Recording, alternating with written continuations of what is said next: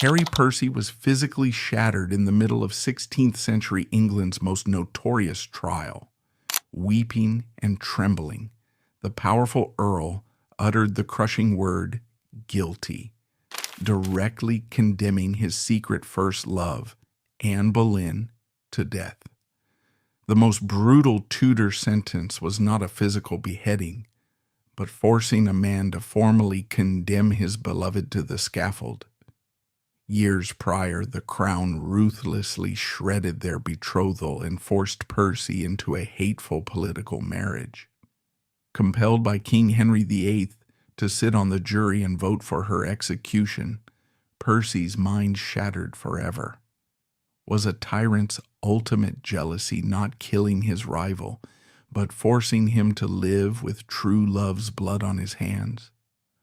Born around 1502 to Henry Algernon Percy, the 5th Earl of Northumberland, and Catherine Spencer, young Harry was the direct heir to the wardens of the marches.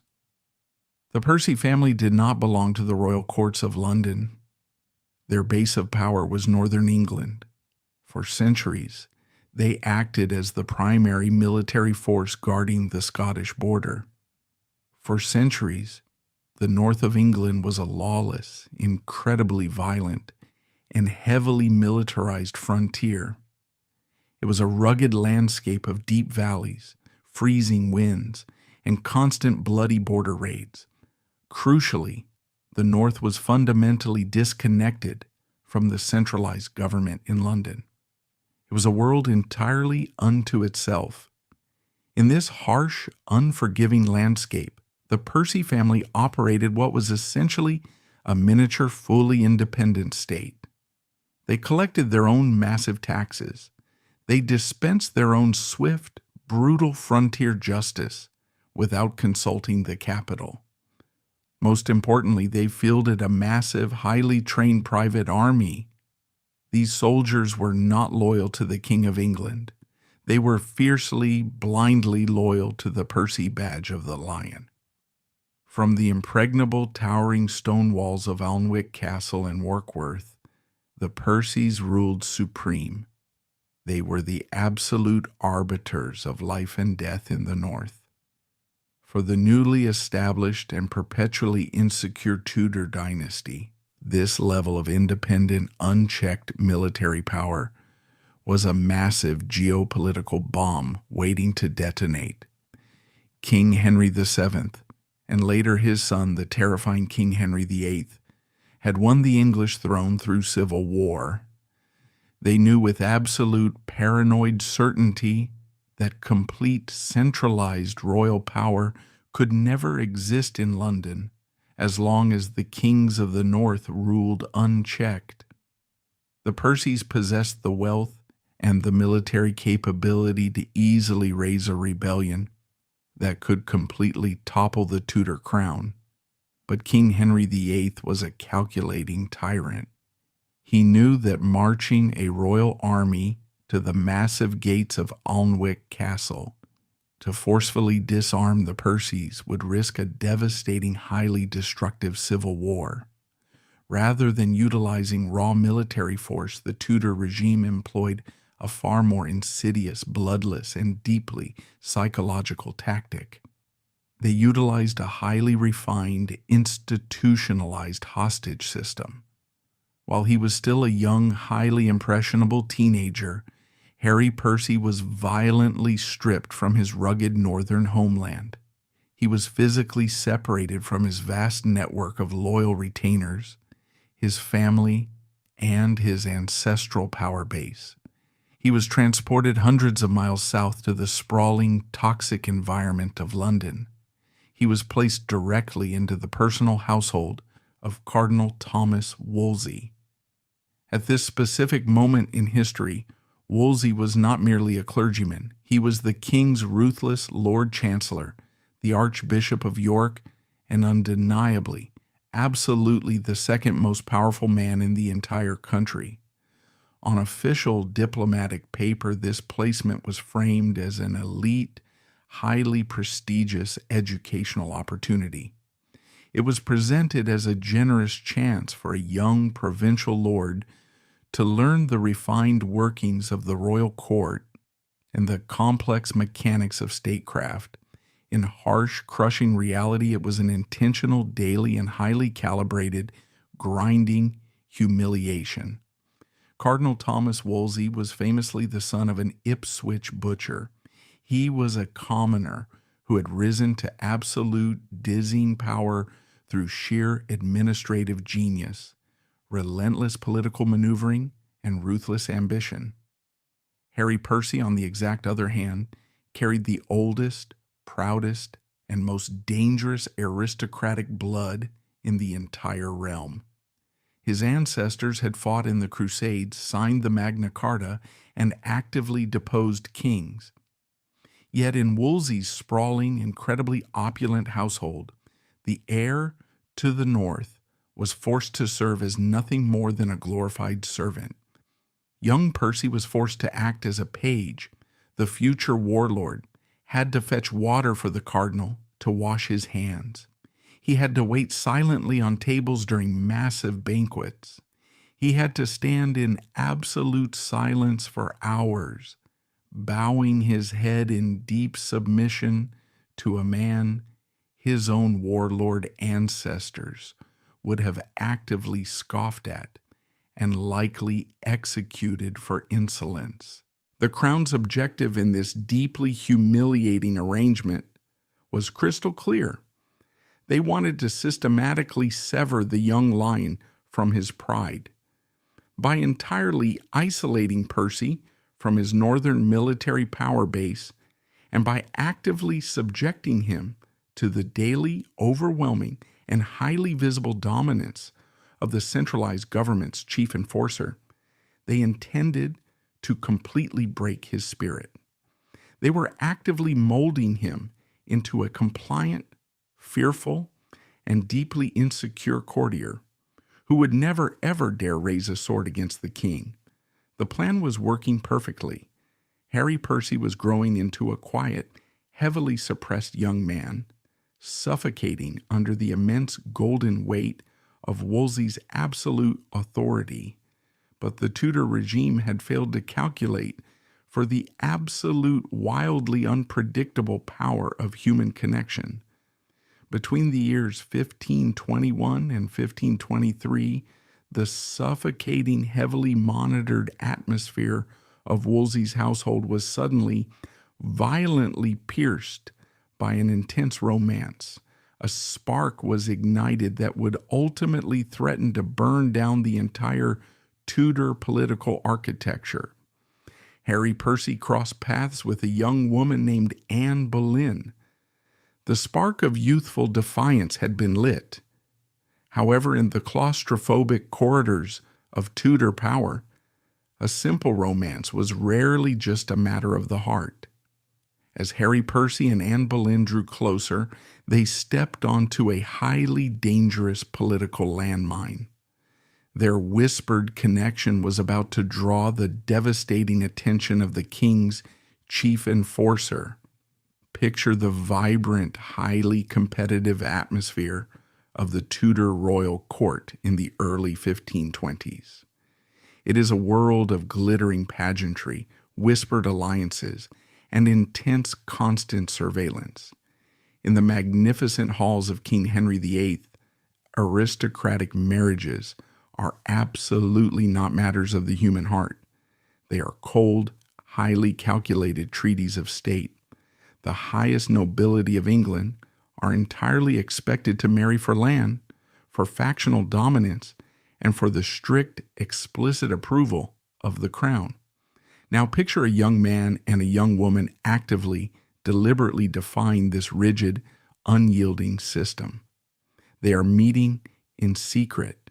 They are exchanging profound vows completely hidden from the watchful eyes of the king's sophisticated spy network. This immediate, highly dangerous romance makes us ask, why did they take such a catastrophic political risk? To understand the explosive nature of this relationship, we must look closely at the two individuals involved. We have already examined Harry Percy.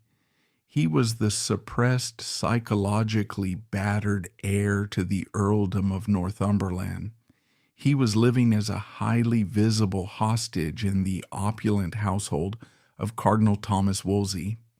Percy was a young man desperately searching for an identity entirely separate from his overbearing father and his tyrannical political master.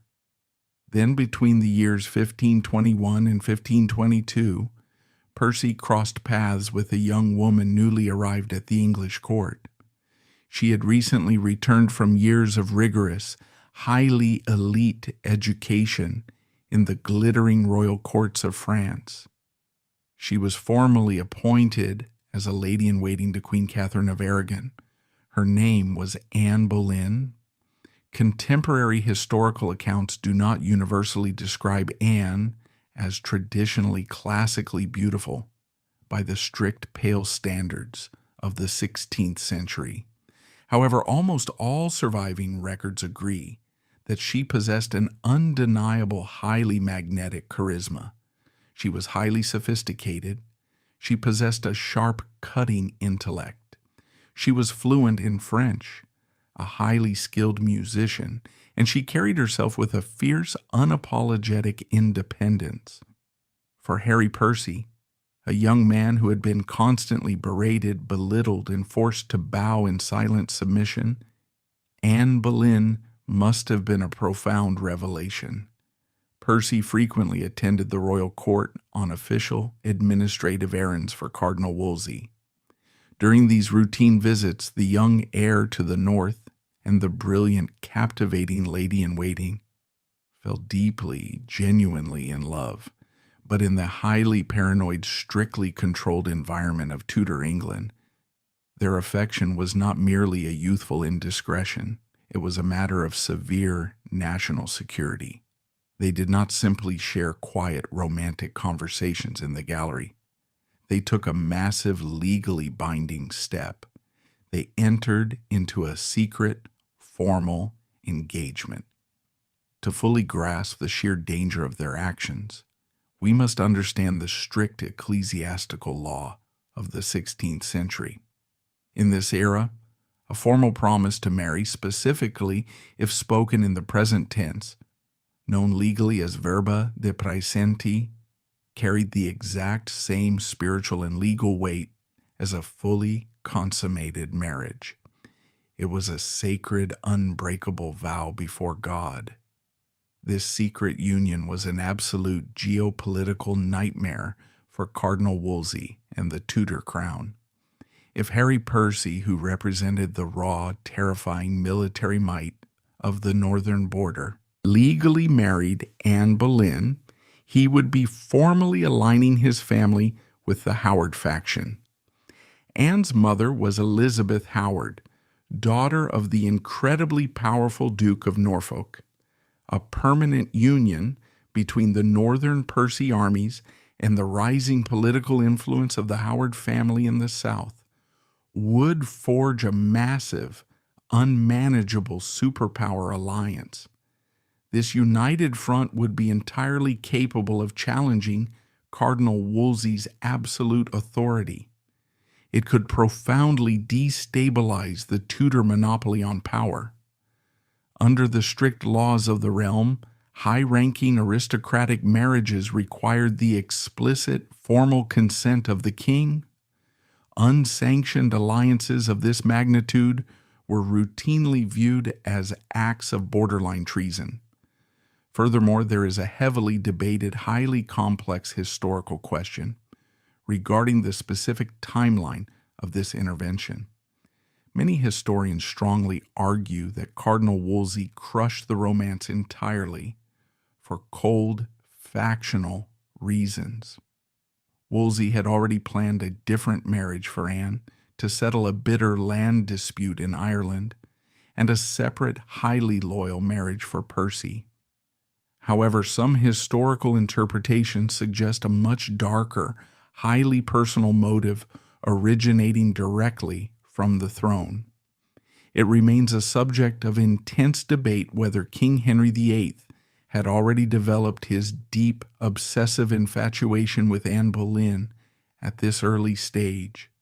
If the king had already set his predatory sights on the young lady in waiting, a subject daring to obstruct the king's personal desire was a lethal, unforgivable offense against the royal ego. Whatever the exact balance of political or personal motives, Wolsey's vast, highly effective network of spies eventually uncovered the secret betrothal. The heavy, crushing apparatus of the Tudor state swung into immediate, violent motion to destroy the young lovers. The psychological dismantling of Harry Percy rapidly escalated from quiet suppression into open warfare. Cardinal Wolsey did not handle the matter with quiet, closed-door diplomacy. He utilized his absolute mastery of public psychological humiliation. Wolsey summoned Percy into the great, crowded gallery of his palace at York Place. The Chancellor deliberately chose to confront the young heir in front of the entire household staff. He intended to maximize the public shame and entirely break the young man's pride. We possess a remarkably detailed, highly reliable account of this specific confrontation. It was meticulously recorded years later by George Cavendish, who was personally serving as Cardinal Wolsey's gentleman usher and witnessed the event firsthand. According to Cavendish's eyewitness account, Wolsey verbally eviscerated the young earl. The cardinal openly mocked Percy. He loudly berated him as a proud, presumptuous, and highly undiscreet young man. Wolsey aggressively demanded to know how Percy dared to entangle himself without seeking the permission of his father or the king. Wolsey explicitly, legally threatened the young man. The cardinal stated that he would personally petition the king to completely strip Percy of his massive northern inheritance. Wolsey threatened to have the ancient earldom entirely bypassed and bestowed upon someone more obedient and worthy of the crown's trust. But in this terrifying, highly public moment, Harry Percy did not immediately shatter.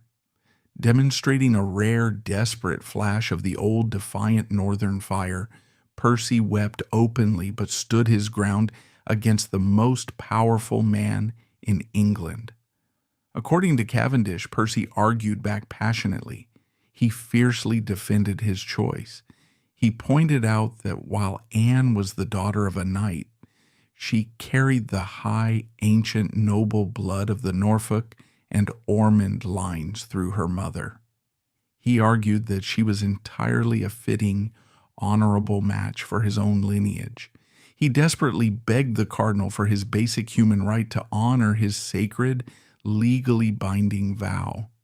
It was a brave, ultimately tragic display of aristocratic pride. Wolsey merely scoffed at the boy's defiance. The cardinal sneered at the young man's passionate, emotional defense, viewing it as entirely irrelevant to the cold mechanics of statecraft. Wolsey realized that simple verbal threats were not enough to break a deeply entrenched, genuine love. He needed to deploy a much heavier, entirely devastating psychological weapon. The cardinal placed Harry Percy under strict, immediate confinement within the palace. He strictly forbade the young man from ever speaking to, or even seeing, Anne Boleyn again. Anne herself was swiftly banished from the royal court and sent back to her family estate at Hever Castle. Then, Wolsey sent a highly urgent, commanding summons to the north. He formally ordered Percy's father, Henry Algernon Percy, the 5th Earl of Northumberland, to ride immediately to London. Wolsey knew that to deliver the final fatal blow to young Percy's resistance, the hammer could not be wielded by the state alone. The final crushing betrayal had to come directly from his own flesh and blood. The true agonizing destruction of Harry Percy's spirit was about to begin behind closed doors. The young heir had remarkably withstood the cardinal's furious verbal assault.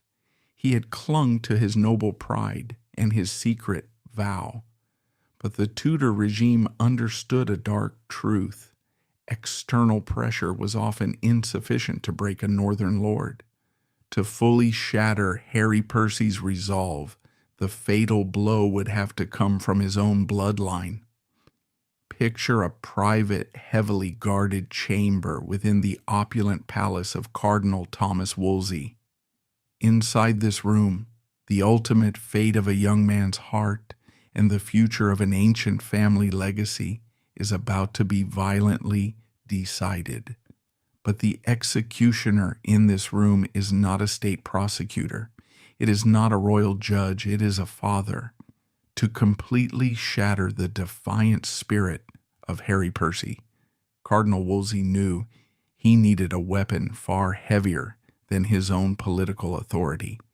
He needed to completely isolate the young man. He needed to remove his absolute last remaining psychological anchor. Wolsey sent riders north. He summoned Henry Algernon Percy, the 5th Earl of Northumberland, all the way from the rugged Scottish borders to the capital in London. When the old earl arrived, he did not come as a fiercely protective patriarch. He did not arrive ready to draw his ancestral sword to defend his son's honor and his sacred, legally binding vow to Anne Boleyn. The 5th Earl of Northumberland was a man deeply, profoundly terrified of the Tudor crown's wrath. To understand his cowardice, we must look at the incredibly bloody history of his own family. The Percys had bled heavily for generations. They were a dynasty accustomed to violent ends. The 5th Earl's own father had been brutally murdered by a mob during a northern tax rebellion in 1489. His grandfather had been slaughtered in the freezing snow at the Battle of Towton in 1461. His great-grandfather had died in the muddy streets of St. Albans in 1455. The old earl looked at the terrifying centralized power of King Henry VIII and his ruthless chancellor.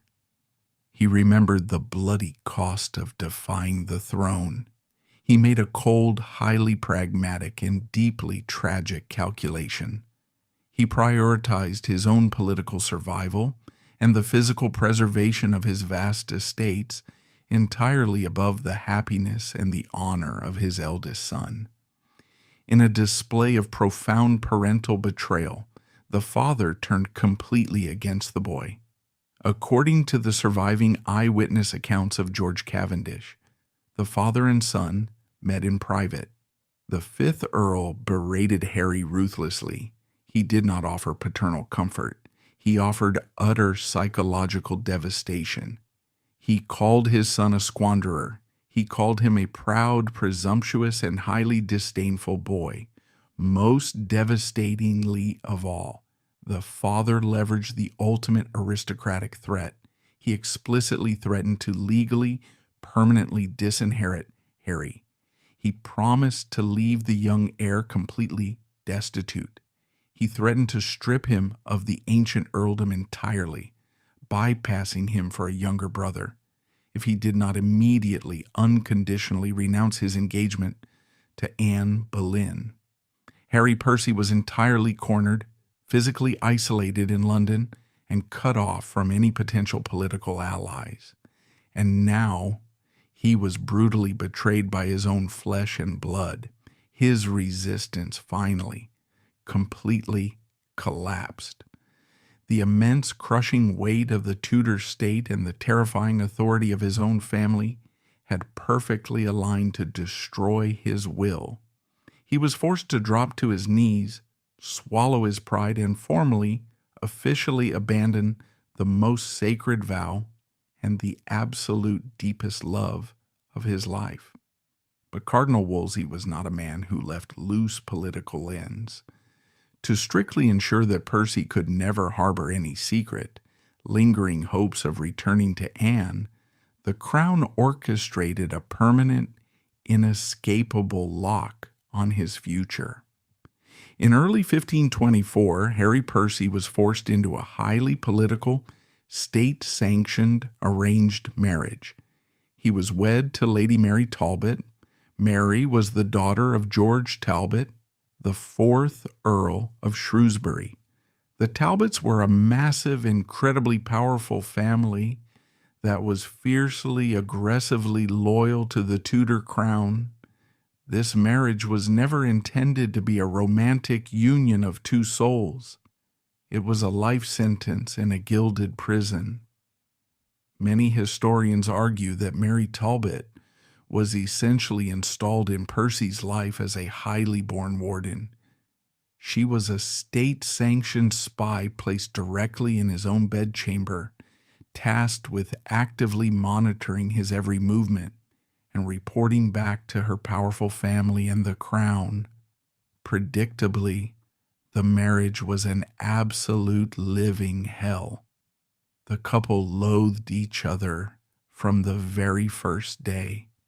Their mutual hatred was so toxic, so deeply and aggressively ingrained, that historical records indicate they actively, genuinely suspected one another of attempted poisoning. They lived in a state of constant, suffocating paranoia and misery. Percy frequently attempted to live completely apart from her, isolating himself in different wings of his massive castles.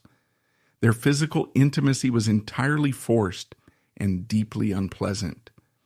This dark, loveless union culminated in a devastating personal tragedy in April 1529, when Mary delivered a stillborn child. The profound trauma of this event, combined with their intense, unyielding mutual disgust, meant they never shared a bed again. They would never produce a living heir. For the calculating Tudor regime, this was a massive, quiet victory. The permanent stalling of the Percy bloodline essentially guaranteed the eventual extinction of their greatest domestic military threat. The mighty Lion of the North was being bred out of existence. In 1527, the cowardly 5th Earl died. Harry Percy officially became the 6th Earl of Northumberland. He finally legally returned to his ancestral home in the north to take up his hereditary role as Warden of the Marches. In a bizarre, highly theatrical twist of historical fate, the wheel of fortune turned violently against the man who had orchestrated Percy's misery. By 1530, Cardinal Thomas Wolsey had catastrophically fallen from royal grace. He had failed to secure the king's annulment from Catherine of Aragon. He was stripped of his absolute power and banished to Yorkshire. In November of that year, it was Harry Percy who was personally ordered by King Henry VIII to track down and arrest his former abuser. Percy rode out with a contingent of heavily armed men. He arrived at Cawood Castle. He confronted the fallen cardinal, placed his hand on the old man's arm, and formally took him into custody for high treason. But the revenge was entirely hollow. It brought absolutely no satisfaction. By this time, Harry Percy was already a ruined, deeply damaged man. The act of arresting the man who had destroyed his youth did not magically restore his spirit or return Anne Boleyn to his arms. Furthermore, the Tudor crown, despite utilizing him as the military warden of the Marches, continuously and systematically drained his finances. They forced him to pay exorbitant, crushing administrative fees. They demanded vast sums of money to keep him subservient and permanently anxious. He was pushed into massive, inescapable financial debt directly to the king. His physical health began to fail rapidly under the immense daily stress. He was racked by chronic shaking ague. He suffered from severe fevers. He began to show the early devastating physical signs of total liver failure. He became a pale, sickly shadow of a warrior, wandering the massive, drafty stone halls of his northern castles, heavily reliant on a walking staff. But the ghost of his deep, unbroken love for Anne Boleyn refused to stay buried in the past. In the summer of 1532, consumed by an intense burning hatred for her husband and desperately seeking any legal avenue for escape, Mary Talbot struck a fatal blow. She formally petitioned the crown for a divorce. The specific legal grounds she cited were politically explosive. She publicly claimed that her husband was living in mortal sin with her. She argued this because, she claimed, he was still legally, spiritually bound by his original, unbroken pre-contract to Anne Boleyn. This single, highly dangerous accusation threatened to detonate King Henry VIII's entire master plan. The king was currently in the highly destructive process of tearing the country apart. He was actively breaking with the Catholic Church in Rome. He was altering the course of European history entirely for one singular purpose: to marry Anne Boleyn. If it was legally proven by Mary Talbot that Anne was already formally contracted to Harry Percy, her impending marriage to the king would be completely invalid. Her ascension to queen would be a.s. ham. Any children she bore would be legally declared bastards, throwing the entire succession of the Tudor dynasty into absolute chaos. To protect Anne's path to the throne and to shield his own massive royal ego, the Tudor regime turned its terrifying, unblinking gaze back onto the sickly, broken Earl of Northumberland. The kingmaker's machine was about to force him into the ultimate, unforgivable act of perjury. A bitter wife's accusation had suddenly weaponized the past. The ghost of a teenage romance now threatened to derail the king's massive political ambitions. To protect the newly formed royal agenda, the old truth had to be systematically buried. The machinery of the state turned its focus back onto the sickly earl, preparing to force a devastating spiritual surrender. Picture the heavy, suffocating atmosphere of a Tudor interrogation chamber. It is the summer of 1532. The men sitting across the heavy oak table from Harry Percy are not soldiers holding swords. They are the highest, most formidable spiritual authorities in the kingdom. They are the archbishops of Canterbury and York, men who speak directly for God and for King Henry VIII. They have placed a highly sacred religious object, the Holy Sacrament, upon the table. They are demanding that the sickly, broken Earl of Northumberland place his hand upon it and swear an absolute binding oath regarding the deepest, most private truth of his life. This terrifying, highly coercive scene makes us ask, why is the King of England utilizing the absolute highest powers of the Church to interrogate a dying man about a teenage romance? To understand the sheer, catastrophic danger Harry Percy found himself in, we must look at the massive geopolitical earthquake currently rocking the English nation. King Henry VIII was in the violent, highly destructive process of executing his great matter.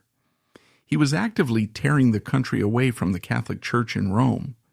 He was dismantling centuries of religious tradition, risking excommunication and foreign invasion, entirely for one singular purpose: to legally annul his marriage to Catherine of Aragon so he could marry Anne Boleyn. But Mary Talbot, Percy's deeply bitter and estranged wife, had just dropped a legal bombshell. By formally petitioning for a divorce on the grounds that Percy was still legally pre-contracted to Anne, she threatened to completely detonate the king's master plan.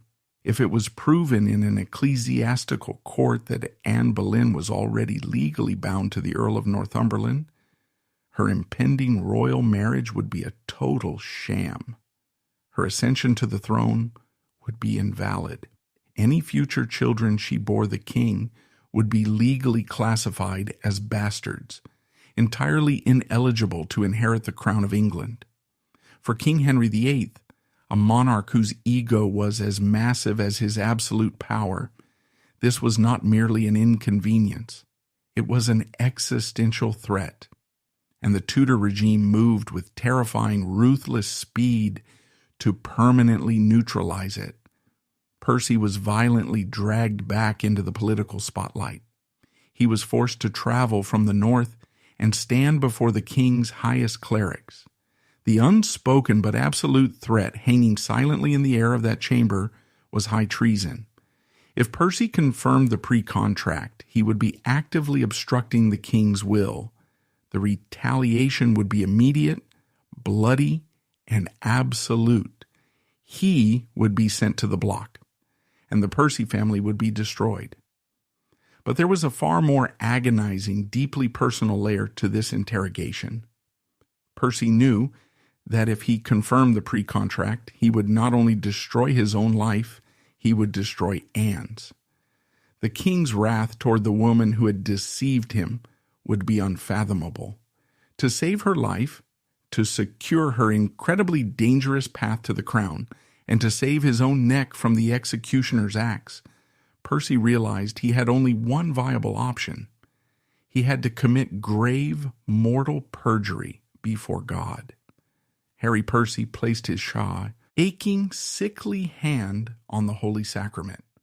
He looked directly at the archbishops, and he swore a highly formal, legally binding oath. He publicly declared that he had never possessed any contract, promise, or legal vow of marriage with Anne Boleyn. He had to stand before the highest spiritual authorities in the land and publicly, officially trample on the only genuine affection and absolute truth he had ever known. The immediate political crisis was successfully averted. The king was satisfied. Anne Boleyn was cleared to marry the monarch and be crowned Queen of England. But the act of forced perjury completely, utterly shattered what little remained of Percy's conscience. It buried him under a crushing, inescapable mountain of emotional guilt. He returned to the north, a hollow shell, waiting quietly for his failing liver to finally kill him. But the Tudor political machine was not finished with him. 4 years later, history orchestrated a final, unimaginably cruel reunion. By the spring of 1536, the king's obsessive, nation-altering love for Anne Boleyn had soured into a dark, murderous paranoia. The queen had catastrophically failed in her primary, highly dangerous royal duty. She had failed to provide the king with a living, healthy male heir. Henry VIII was entirely done with her. His predatory gaze had already shifted to a quiet, submissive lady-in-waiting named Jane Seymour. But the king could not simply divorce Anne. She was far too intelligent, far too politically dangerous, and far too proud to simply fade away into a nunnery. In May 1536, King Henry VIII decided to completely, permanently eliminate his queen. But simply executing Anne Boleyn in a dark, quiet courtyard was not enough for the Tudor tyrant. The king required a massive, highly public spectacle. He required a brutal demonstration of total, unquestioning submission from his senior nobility. He wanted to force the greatest lords of the realm to share the legal and spiritual guilt of her murder. To achieve this, the king unleashed an act of psychological sadism so profound, so deeply cruel, that it remains shocking even centuries later. Despite Harry Percy being deathly ill, practically bedridden, with advanced liver failure, chronic ague, and severe exhaustion, the king explicitly, directly commanded him to travel back to London. Percy was forced to sit on the highly prestigious, heavily guarded jury of 26 peers. This specific jury was convened for one grim purpose: to pass formal legal judgment on the life of Queen Anne Boleyn. The cruelty of this royal command was exact, highly calculated, and entirely deliberate. King Henry VIII was actively forcing his former romantic rival to personally, publicly condemn the only woman he had ever loved to a violent, bloody death. By making Percy directly complicit in her state-sanctioned murder, the king achieved two massive political objectives. First, he permanently erased any lingering, dangerous legal threat of the old pre-contract. A dead woman can claim no prior marriage, cementing the legitimacy of Henry's next union. Second, he demonstrated to the entire terrified nation that the Tudor crown owned absolutely everything. They did not just own the physical bodies, the castles, and the vast lands of their subjects. They owned their very souls and their consciences. On May 15, 1536, the trial commenced inside the damp, oppressive stone walls of the Great Hall in the Tower of London. Harry Percy sat surrounded by his aristocratic peers. The physical air in the room was incredibly thick and heavy. Percy, visibly ill and sweating profusely, had to sit in absolute silence and listen as the Crown prosecutors, led by the ruthless Thomas Cromwell, laid out their case. The charges presented against the Queen were grotesque, entirely fabricated, and deeply humiliating. She was publicly accused of rampant serial adultery with multiple courtiers. She was accused of horrific incest with her own brother, George Boleyn.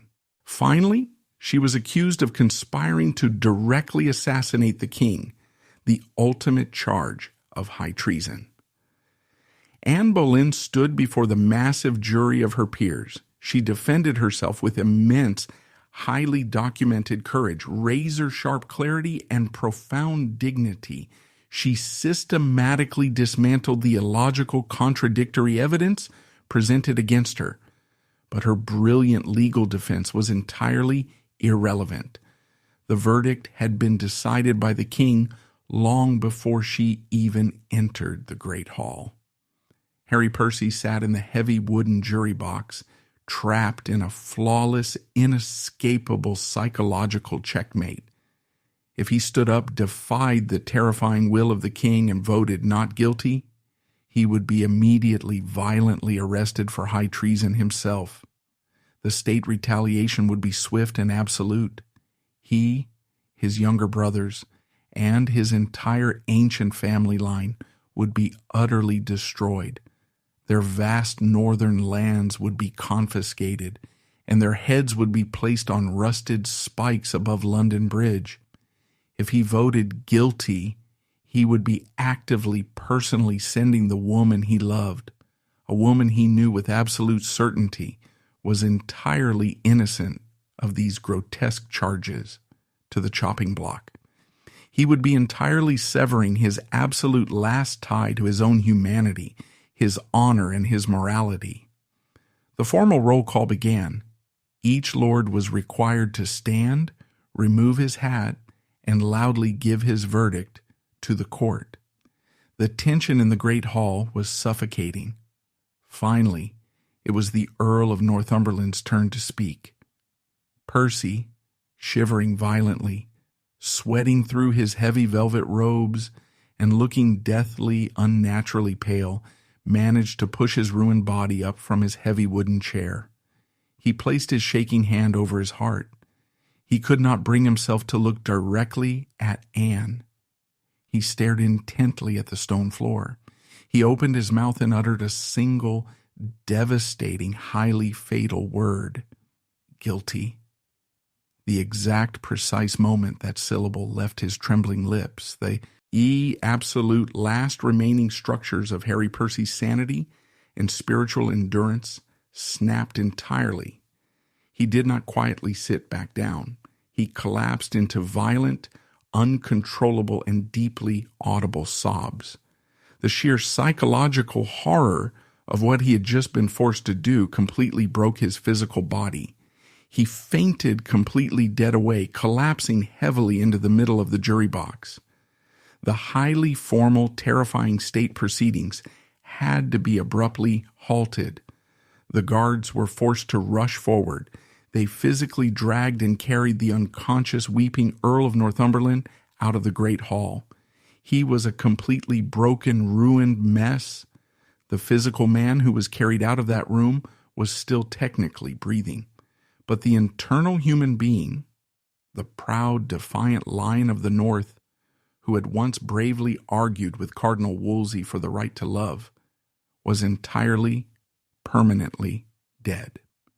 Only the physical, failing vessel remained. He had been completely hollowed out by grief, terror, and absolute shame. The Tudor machine had successfully forced him to murder his own soul. But the Crown's final, absolute destruction of the Percy legacy was not yet complete. The Earl had survived the horrific trial physically. However, his spirit had been thoroughly extinguished in that heavy wooden jury box. He retreated into the shadows, a hollow man simply waiting for the end. Yet the turbulent politics of the era would not let him pass in quiet obscurity. One final monumental crisis was brewing in his northern homeland, and it was marching directly toward his sickbed. Picture two entirely opposing images of aristocratic duty. Place them side by side. On one side, you see the glorious, terrifying realization of a medieval warlord's ultimate destiny. You see a massive, highly organized rebel army. Over 30,000 men are gathering in the freezing mist of the north. They have raised the ancient, heavily feared banner of the Percy Lion. They are marching directly saying a tyrannical king. They are protesting the destruction of their monasteries and the trampling of their ancient laws. They are crying out for their hereditary lord. They want their rightful warlord to mount his heavy war horse, draw his ancestral sword, and lead them to absolute righteous victory or glorious death. Now shift that image entirely. Look inside a small, quiet, and deeply depressing bedchamber. It is located in the southern village of Hackney. You see the exact man that massive army is desperately calling for. But he is not wearing heavy plate armor. He is a jaundiced, emaciated, and physically ruined invalid. He is lying in a sweat-soaked bed. When the desperate leaders of the rebellion come to his door, begging him to lead the North, he does not rise. He actively, pathetically shrinks away. He flatly refuses to look at them. He turns his face to the cold plaster wall. He entirely abandons his younger brothers, his loyal retainers, and his ancient family legacy. He leaves them to face the brutal, unforgiving wrath of the Tudor executioner. This stark, horrifying contrast immediately makes us ask, why is this paradox happening? How does the absolute climax of Northern resistance end with a whimper in a darkened room? This was the exact moment the Percy family had seemingly trained centuries for. The answer lies in the terrifying absolute permanence of psychological torture. The Tudor state did not merely defeat the Earl of Northumberland. They fundamentally, surgically removed his capacity to fight back. To understand the sheer tragedy of Harry Percy's final days, we must follow his agonizing retreat. We must look at his life immediately following the bloody spectacle at the Tower of London. Following the state-sanctioned decapitation of Queen Anne Boleyn on May 19, 1536, Harry Percy was a completely destroyed human being. He had fainted in the jury box. He had publicly, audibly sobbed as he condemned the only woman he had ever truly loved. He was an odds and fours entirely incapable of remaining at the glittering, highly toxic royal court. The king was thoroughly satisfied with the public humiliation of his former romantic rival. Henry VIII allowed the ruined earl to withdraw. Percy did not return to the towering stone walls of Alnwick Castle in the north. He simply could not face his fiercely proud retainers. Instead, he retreated into profound, isolated obscurity. He took up residence at a modest, quiet estate in Newington Green, Hackney. It was located just outside the bustling center of London. He lay in bed. He was surrounded by royal physicians who could do absolutely nothing for him. His physical body was rapidly, aggressively shutting down. Years of immense, unyielding psychological stress and deep financial anxiety had completely ravaged his system. He was suffering from end-stage liver failure. His skin and the whites of his eyes had turned a sickly, deep yellow. His abdomen was grotesquely, painfully swollen with accumulated fluid.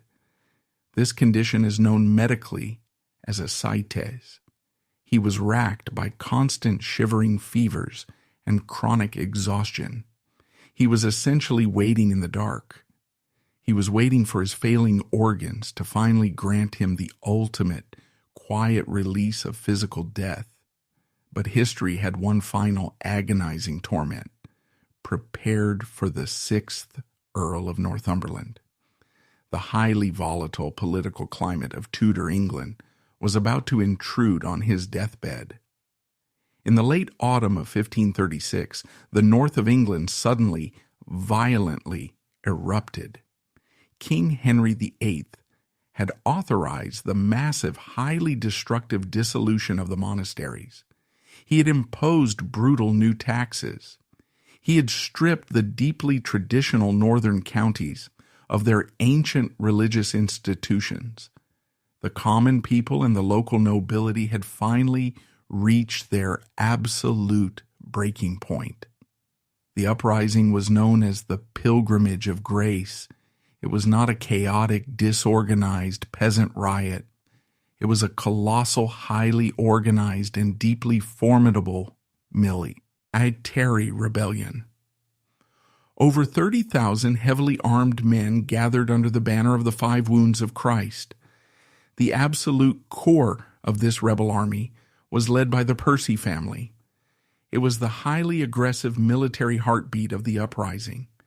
Because the ruling earl was absent and sickly in the south, the fierce, battle-hardened retainers of the north looked to the next generation. They rallied behind Harry Percy's own younger brothers. Sir Thomas Percy and Sir Ingelram Percy enthusiastically, aggressively took up arms against the king's tyranny. But a rebellion in the north required the absolute legitimate authority of its highest lord to fully succeed. The supreme leader of the entire Pilgrimage of Grace was a highly charismatic, deeply intelligent lawyer named Robert Aske. Aske realized they desperately needed the Earl of Northumberland. Aske made a highly dangerous journey southward. He rode directly to the quiet estate in Hackney. Robert Aske stood by the side of Harry Percy's sickbed. The historical tension in this specific room is almost unimaginable. Aske passionately, desperately pleaded with the dying earl. He begged Percy to remember his ancient bloodline. He begged him to rise from his bed. He pleaded with him to officially take up the legendary banner of the Percy Lion. He wanted Harry to formally lead the armies of the north against the tyrant in London. This was the exact singular moment his warlord ancestors would have seized without a second of hesitation. It was the ultimate, highly justified chance for profound, bloody revenge. It was a chance to strike back against the very king who had maliciously destroyed his life, ruined his marriage, and forced him to murder his true love. But the Tudor psychological conditioning had been absolute. Decades of relentless fear, deep intimidation and financial extortion had taken their toll. Profound, paralyzing trauma had entirely rewired Harry Percy's brain. The man was completely, fundamentally dominated by his ingrained visceral terror of the crown. He could not fight. He possessed no spiritual armor left to put on. Harry Percy flatly, weakly refused. Contemporary accounts suggest he was terrified by the very presence of the rebel leader. He turned his jaundiced face to the cold plaster wall. He entirely turned his back on his own brothers. He abandoned his desperate people and his towering heritage. He effectively left the entire North to face the king's brutal, highly vindictive wrath alone. But Harry knew he was rapidly dying. He also knew he was entirely childless due to his toxic, estranged marriage to Mary Talbot. Therefore, Percy was forced to face the bleak, terrifying reality of the Tudor legal system. By the standard ancient laws of inheritance, his vast northern estates would automatically, legally pass to his next male heir. The immense, unimaginable wealth and the ancient earldom itself would go to his younger brother, Sir Thomas Percy. But Sir Thomas Percy was currently actively commanding an armed, highly illegal rebellion against the King of England. Harry Percy possessed a brilliant, highly educated mind, even as his body failed him. He knew exactly what King Henry VIII would do. If Thomas inherited the earldom, the king would immediately, ruthlessly utilize the most devastating legal weapon in the Tudor arsenal. He would use the Act of Attainder. An Act of Attainder was a terrifying piece of parliamentary legislation. It did not merely execute a man. It formally, legally declared an entire family guilty of high treason. It permanently, legally corrupted their bloodline. It stripped them of all ancient noble titles forever. Finally, it legally and immediately confiscated all ancestral lands, castles, and properties directly for the crown. Percy faced immense, relentless, daily pressure from the king's chief minister, Thomas Cromwell.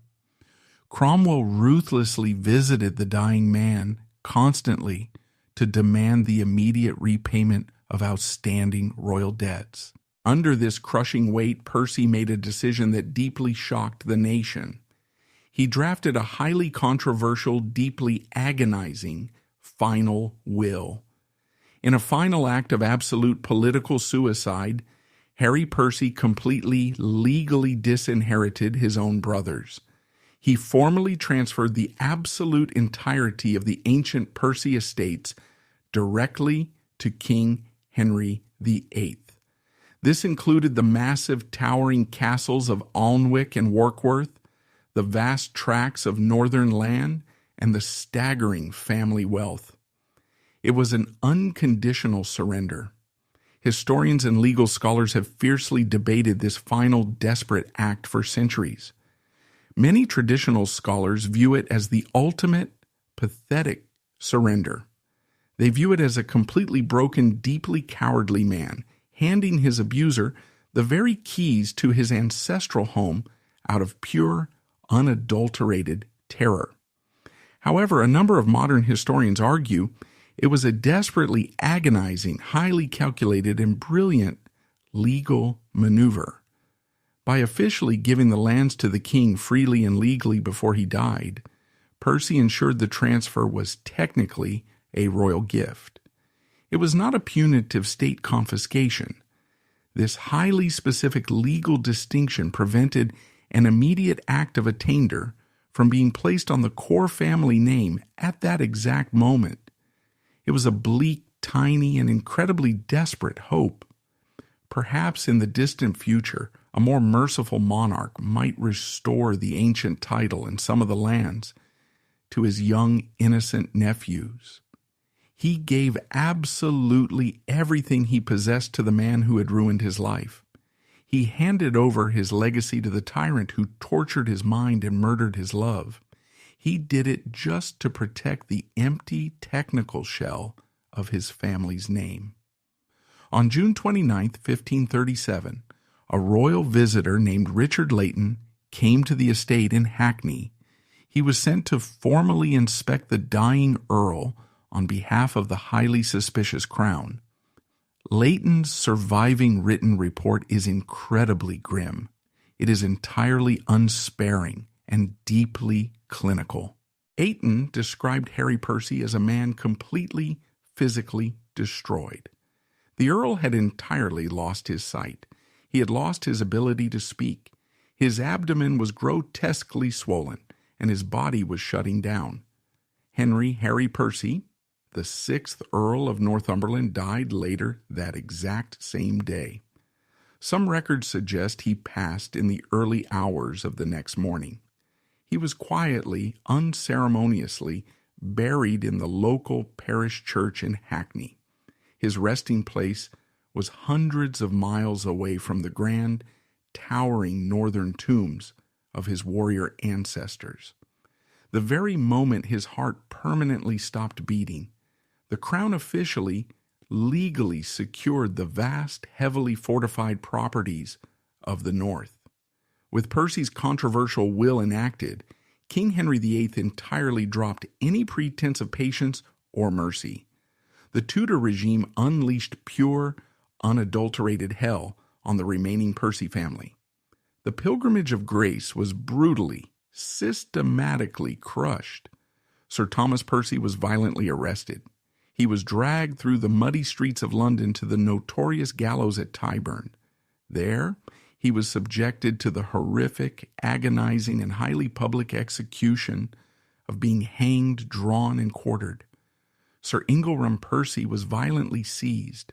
He was thrown directly into the dark, freezing dungeons of the Tower of London. He died miserably shortly after.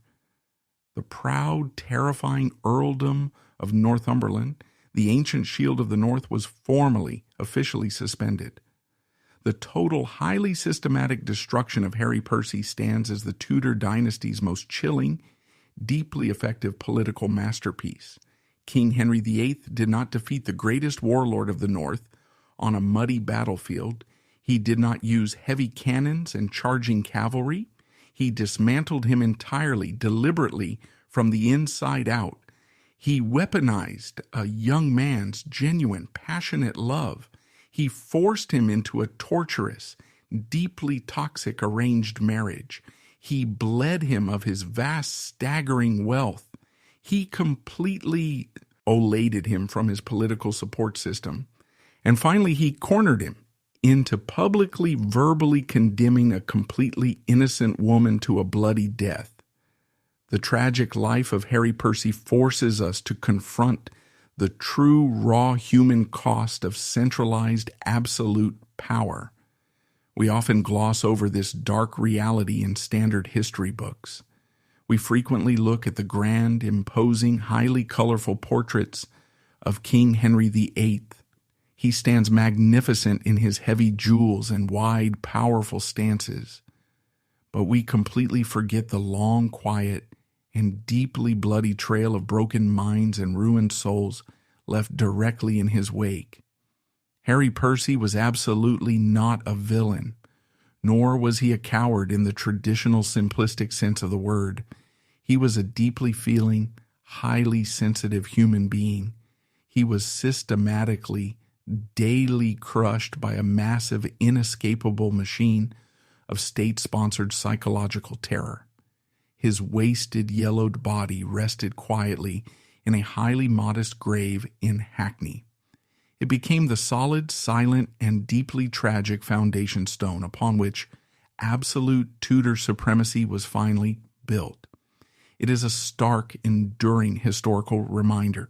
It proves that sometimes the most brutal, highly effective violence a tyrant inflicts leaves absolutely no physical scars on the skin at all.